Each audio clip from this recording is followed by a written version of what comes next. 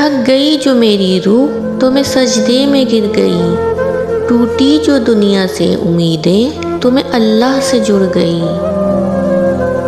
قبولیت آتی ہے جب تم دنیا کے پیدا کیے ہوئے وسوسوں کو رد کر دیتے ہو۔ اللہ کیسے نہیں دے گا تمہیں، وہ جس کے لیے تم سجدوں میں آہیں بھرتے ہو، وہ تو تم ہی میں رہتا ہے جسے دن رات تم آسمانوں میں ڈھونڈتے ہو۔ شفا بن جاتے ہیں وہ آنسو جو رمضان کی راتوں میں بہائے جاتے ہیں۔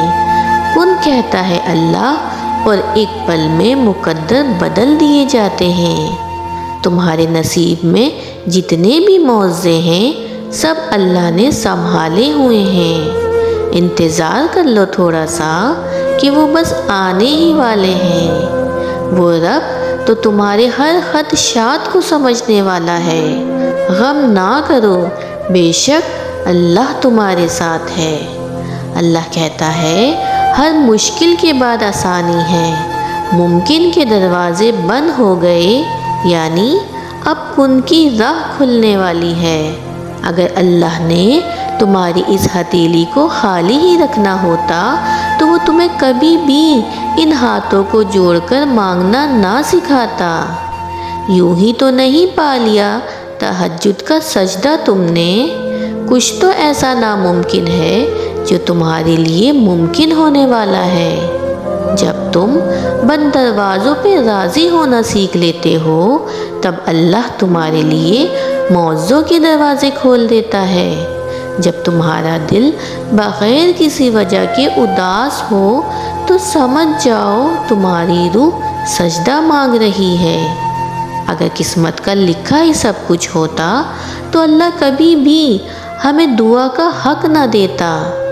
ہو سکتا ہے آپ کی منزل آپ سے صرف ایک آخری دعا کے فاصلے پر ہو۔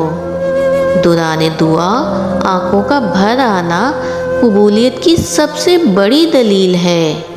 توکل کرو اور پھر دیکھو کہ اللہ تمہیں وہاں سے عطا کرے گا جہاں سے تمہیں عطا کے ذریعے نظر نہیں آتے تھے۔ ہو سکتا ہے جہاں پر امیدیں دم توڑتی ہوں اسی راستے پر کن کے معاوضے ہونے ہوں۔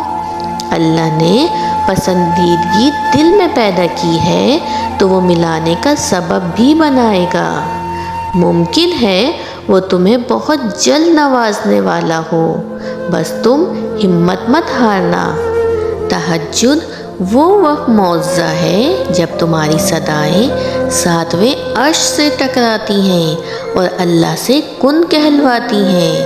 اللہ کو بہت پسند ہے جب تم دنیا سے نہیں اس سے مانگتے ہو۔ رب فرماتا ہے سب کچھ چھوڑ کر اندھا اعتبار کر لو مجھ پر، یقین کرو میں اپنے وعدوں کا بڑا سچا ہوں۔ اللہ کے ڈر سے ایک گناہ چھوڑنا لاکھ تہجد اور نوافل سے بہتر ہے۔ تم تنہا نہیں ہو اور نہ ہی اللہ نے تمہیں تنہا چھوڑا ہے۔ وہ جانتا ہے کہ تم اداس ہو اور بہت کمزور ہو، اسے خبر ہے کہ تم نے کب کب اسے تڑپ کے پکارا ہے۔ اللہ کے سامنے بہایا گیا ہر آنسو دعا ہے اور اللہ کو تمہارے ہر آنسو سے محبت ہے، پھر وہ آنسو صبر کرتے ہوئے بہایا گیا ہو یا پھر مایوسی اور ناراضگی سے بہایا گیا ہو، کیونکہ اللہ ہر آنسو کے پیچھے چھپی کہانی کو جانتا ہے اور اس کے لیے یہی کافی ہے کہ تم نے پھر بھی اس سے مانگا ہے۔ بس پھر وہ غصہ نہیں کرتا، وہ عطا کر دیتا ہے، تڑپتے ہوئے دل کے لیے معاوضے کر دیتا ہے اور ساری ناراضگیاں اپنے کن پہ ختم کر دیتا ہے۔